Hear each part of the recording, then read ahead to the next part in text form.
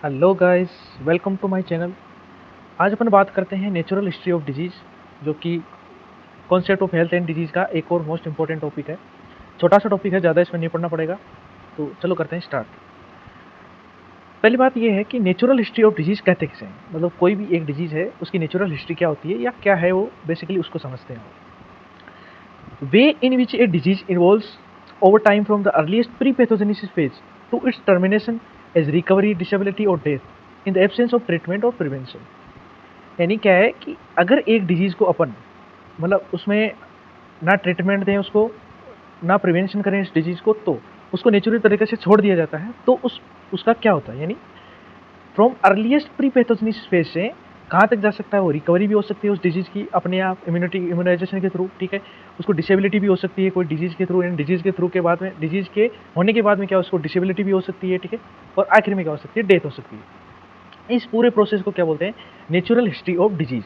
यानी क्या हो गया कि way in which is disease evolves over time from the earliest pre pathogenic, earliest pre pathogenic phase से अगर उसको ट्रीटमेंट और प्रिवेंशन ना किया जाए तो वो कहाँ तक जा सकती है, termination phase, as a recovery, disability और डेथ, यानी कुछ भी हो सकता है। इस पूरे फिनोमेना का क्या बोल सकते हैं अपन, नेचुरल हिस्ट्री ऑफ डिजीज, ठीक है। Each disease has its own natural history, ठीक है। हर एक डिजीज की इसकी खुद की क्या होती है, नेचुरल हिस्ट्री होती है। एक छोटा सा क्वेश्चन पूछा जाता है कि नेचुरल हिस्ट्री मतलब किसके थ्रू इसको बेस्ट एस्टेब्लिश किया जाता है, यानी किस थ्योरी के अनुसार इसको समझाया जाता है, तो इसको बोलते हैं कोड स्टडी या लॉन्गिट्यूडनल स्टडी, ठीक है। दोनों सही है, दोनों नाम एकदम सही है। दोनों के थ्रू क्या अपन क्या कर सकते हैं, नेचुरल हिस्ट्री ऑफ डिजीज को एस्टेब्लिश कर सकते हैं।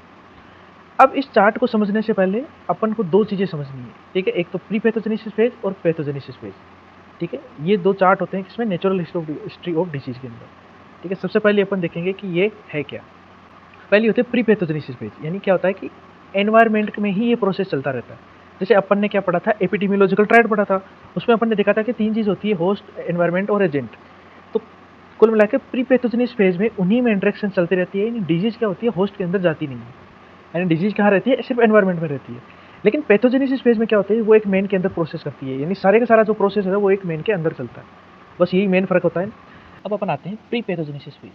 प्री पैथोजेनेसिस फेज का मतलब क्या है, the period prior to onset of disease in a man, यानी डिजीज होने के, यानी डिजीज अपीयर होने के पहले का पीरियड क्या कहलाता है, प्री पैथोजेनेसिस फेज, ठीक है। प्रायर टू ऑनसेट यानी डिजीज के ऑनसेट होने से पहले का जो पीरियड होता है एक मेन के अंदर, वो क्या कहलाता है, प्री पैथोजेनेसिस फेज। जो मेन होता है वो मिडेस्ट होता है डिजीज के अंदर, यानी अपन एपिडेमियोलॉजिकल ट्रायड में पढ़ाई था कि एक होस्ट, एजेंट और एनवायरनमेंट, इन तीनों के बीच की इंटरेक्शंस क्या कहलाती है, एपिडेमियोलॉजिकल ट्रायड कहलाती है। तो epidemiological triad, agent, host and environmental interactions, इन तीनों का रिजल्ट क्या कहलाता है, डिजीज कोज करता है। तो डिजीज कोज होने का पहले वाला पीरियड क्या कहलाता है, प्री पैथोजेनेसिस फेज कहलाता है। अब बात करते हैं pathogenesis phase. Begins with the entry of disease agent in the susceptible host. Susceptible host के अंदर क्या करना है, उस डिजीज के मतलब जो एजेंट है उसकी एंट्री क्या कर डिजीज करने के लिए। अब बात करते हैं pathogenesis phase. Begins with the entry of disease agent in the susceptible host, यानी डिजीज के एजेंट की एंट्री किसमें, ह्यूमन बॉडी में, उसकी एंट्री ही क्या कहलाती है, ससेप्टेबल जो होस्ट होता है उसके अंदर एंट्री क्या कहलाती है, पैथोजेनेसिस फेज को इंडिकेट करती है। यानी अब डिजीज होना चालू हो गया है, यानी अब एंट्री, एजेंट की एंट्री किसमें हो गई, ह्यूमन बीइंग में हो गई है, बॉडी के अंदर एजेंट की एंट्री हो गई है। अब उसके बाद में वो डिजीज जो कोज करेगा उसको पैथोजेनेसिस फेज बोलते हैं। इसके अलग अलग चरण होते हैं। सबसे पहले वो जाएगा तो डिजीज को करेगा, एजेंट में मल्टीप्लाई होगा, ठीक है। टिश्यू और फिजियोलॉजिकल चेंजेस, टिश्यू डैमेज करेगा, ठीक है, सेल्स की वहाँ के लोकल इन्फ्लामेशन करेगा। फिजियोलॉजी चेंज में जैसे बुखार आएंगे, ठीक है, फीवर आएगा, अलग अलग दर्द, पेन, रेडनेस, ये सब फिजियोलॉजी चेंज है, ठीक है। फिर उसका आएगा incubation period, early and let pathogenesis. Basically जो पैथोजेनेसिस फेज है उसकी दो फेज होती है, ठीक है, अर्ली और लेट पैथोजेनेसिस फेज, जिसको अपन आगे चार्ट में पढ़ेंगे, ठीक है। फिर अब उस जो पैथोजेनेसिस फेज में, उसमें अब रिकवरी भी हो सकती है अगर आपकी इम्यूनिटी अच्छी हो, अगर नहीं हुई, आपको ट्रीटमेंट नहीं मिला टाइम पे, तो डिसेबिलिटी भी हो सकती है, और अगर सीवियर केस हुआ तो डेथ भी हो सकती है। दिस फेज में बी मॉडिफाइड बाय इंटरवेंशन, ठीक है। हाँ, अब इसको क्या कर सकते हैं, इंटरवेंशन, मोड ऑफ इंटरवेंशन मैंने पढ़ाया था आपको किसमें, levels of the level of prevention उस डिजीज में, ठीक है। मोड्स ऑफ इंटरवेंशन जो कि चार्ट में भी थोड़ा बहुत अपन देखेंगे कि हर एक डिजीज को प्रिवेंट करने के लिए अलग अलग मोड्स ऑफ इंटरवेंशन होते हैं। उसके थ्रू अपन उस डिजीज को क्या कर सकते हैं, फैलने से या उसके प्रभाव को कम कर सकते हैं, ठीक है। इम्यूनाइजेशन और कीमोथेरेपी ये सब उसी में यूज में ले जाते हैं। अगर इनका प्रॉपर यूज हुआ है तो उसको रिकवरी में भी तक ही रोका जा सकता है पैथोजेनेसिस फेज को। बात करते हैं चार्ट की। अब बात करते हैं नेचुरल हिस्ट्री ऑफ डिजीज में मेन चार्ट की। पहला होता है प्री पैथोजेनेसिस फेज, दूसरा होता है पीरियड्स ऑफ, मतलब सेकेंड्स ऑफ कौन सा, पैथोजेनेसिस फेज, ठीक है। तो अब प्री पैथोजेनेसिस फेज में मैंने पहले कहा था कि डिजीज़ अभी होगी नहीं, यानी डिजीज़ होने के पहले का जो पीरियड है, यानी इसमें डिजीज़ नहीं होती है, इसमें एजेंट्स होते हैं। कौन-कौन से एजेंट होते हैं? यानी फैक्टर्स होते हैं, सॉरी फैक्टर्स में क्या-क्या आते हैं? एजेंट होते हैं, एनवायरनमेंट होता है और होस्ट होता है। इन तीनों में इंटरेक्शंस के थ्रू डिजीज़ कॉज़ करने के लिए सूटेबल एनवायरनमेंट प्रोवाइड कराता है। उसको क्या बोलते हैं अपन? Pre pathogenesis phase. Before man is involved, यानी अभी मेन इन्वॉल्व नहीं हुआ है, उससे पहले की फेज़ क्या कहलाती है? Pre pathogenesis phase. ठीक है? अब प्री पैथोजेनेसिस फेज़ क्या करती है? Bring the agent and host together to produce the provoking stimulus. नहीं, कोई भी होस्ट के अंदर स्टिमुलस अगर अपन को क्या करना है, पैदा करना है, तो उसके पहले की फेज यानी उस उपयुक्त एनवायरनमेंट में जो एजेंट होस्ट के अंदर जो डिजीज कोज करने के लिए करेगा, उस जो एनवायरनमेंट है उसको क्या कहते हैं? Pre pathogenesis phase. अब क्या हो गया, मान लो कि एजेंट होस्ट के अंदर चला गया, अब उसके बाद का जो पीरियड है वो क्या कहलाता है? Pathogenesis phase. कि मान लो ये आ गया एजेंट एस्टेब्लिश हो गया और खुद की मल्टीप्लिकेशन करने लग गया। ठीक है? खुद की मल्टीप्लिकेशन करने लगा तो टिश्यू चेंज होगा, टिश्यू डैमेज होगा सबसे पहले, और साइकोलॉजिकल या फिजियोलॉजिकल चेंज होंगे। ठीक है? इसमें साइन एंड सिम्टम्स आएंगे, इलनेस आएगी, इलनेस के तो अगर टाइम पे इलाज नहीं हो, अगर टाइम पे इलाज हुआ तो रिकवरी भी हो सकती है, अगर आपकी रिकवरी भी हो सकती है, या फिर अगर आपकी इम्यूनिटी अच्छी है। अगर नहीं मिला ट्रीटमेंट तो डिसेबिलिटी हो जाएगी, डिसेबिलिटी नहीं होगी तो डिफेक्ट आएंगे, डिफेक्ट आएंगे तो क्रोनिक स्टेट तक पहुंचेंगे, और क्रोनिक स्टेट में अगर टाइम पर इलाज नहीं हुआ तो क्या होगी? Ultimate death. तो कुल मिला के पैथोजेनेसिस की 3 रिजल्ट्स हो सकते हैं। ठीक है? रिकवरी हो सकती है, डेथ हो सकती है, या कोई डिसेबिलिटी तक आकर रुक सकती है। ठीक है? अब बेसिकली पैथोजेनेसिस फेज में कौन-कौन सी फेज इंक्लूड होती है वो देखते हैं। ठीक है? देख, सबसे पहले क्या होता है, इन ह्यूमन होस्ट में इंटरेक्शन होता है, और होस्ट के अंदर इंटरेक्शन क्या होता है कि जो ही जो होस्ट है, जो एजेंट है, वो होस्ट के अंदर जाता है तो वो होस्ट के साथ इंटरेक्शन करता है।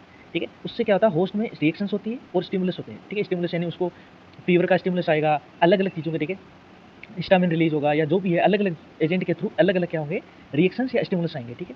उससे होगा अर्ली पैथोजेनेसिस। मैंने कहा था कि 2 फेजेज होती है पैथोजेनेसिस की। ठीक है? अर्ली पैथोजेनेसिस फेज और लेट पैथोजेनेसिस फेज।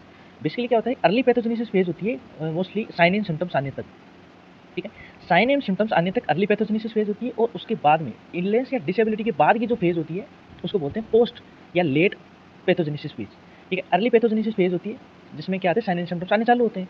फिर आती है डिजेरेबल कंडीशन।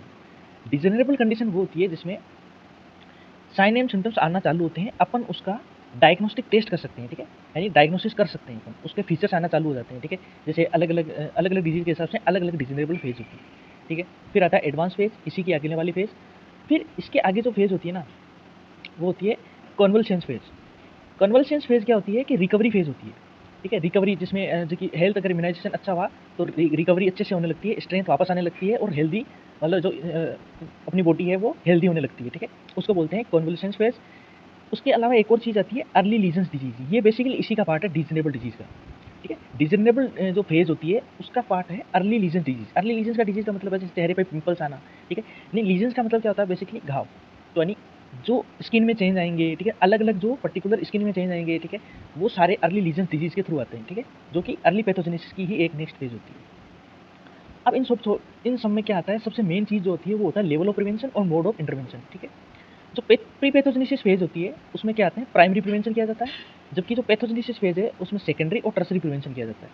अब प्राइमरी प्रिवेंशन है क्या बेसिकली, इन पे भी अपन ने लॉन्ग वीडियो बना रखी है, level of prevention and mode of intervention.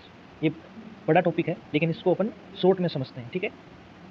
Primary prevention basically है क्या कि प्राइमरी प्रिवेंशन तब किया जाता है जब रिस्क फैक्टर तो हो, लेकिन अपन को क्या करना है, उसको फैलने से रोकना है, यानी डिजीज नहीं होने देना है। ठीक है? सेकेंडरी प्रिवेंशन क्या होता है कि रिस्क फैक्टर तो है, उससे डिजीज भी होगी, लेकिन अब उस डिजीज से क्या करना है, अपन को डिसेबिलिटी में कन्वर्ट नहीं होने देना है, यानी उस डिजीज से कोई भी हानिकारक प्रभाव बॉडी पे नहीं पड़ने देना है। तब उसको क्या किया जाता है, सेकेंडरी प्रिवेंशन।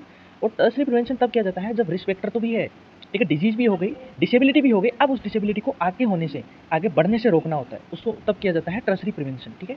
अब मोड्स ऑफ इंटरवेंशन, प्राइमरी जो प्रिवेंशन होता है उसमें क्या किया जाता है कि रिस्क फैक्टर तो है लेकिन डिजीज नहीं हुई, मतलब डिजीज होने से बचाना है। तो कैसे बचा सकते हैं, हेल्थ प्रमोशन करके। हेल्थ प्रमोशन यानी हेल्थ के लिए अपन उसको एजुकेशनल, ठीक है, अलग अलग तरीके से लोगों को क्या करेंगे, वो क्या करेंगे, जागरूक बनाएंगे। ठीक है? और स्पेसिफिक प्रोटेक्शन, ये इसकी फेजेज होती है। ठीक है? सेकेंडरी प्रिवेंशन में क्या होते हैं, अर्ली डायग्नोसिस एंड ट्रीटमेंट, ये इसका मोड ऑफ प्रिवेंशन है कि डिजीज होगी तो उसको अर्ली डायग्नोसिस करो और टाइम पे उसका ट्रीटमेंट करो।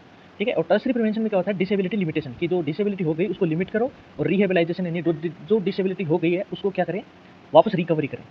ठीक है? इसमें तो क्या करना है, लिमिटेशन करना है, और उसमें क्या करना है, रिकवरी करनी है। ये सारे के सारे हो गए level of prevention and mode of intervention, natural history of disease. यानी कुल मिला के 2 फेजेस ही ये हो गया कि प्री पैथोजेनेसिस और पैथोजेनेसिस 2 फेज होती है, कौन कौन से लेवल ऑफ प्रिवेंशन है और कौन कौन से मोड ऑफ इंटरवेंशन है। Thank you guys.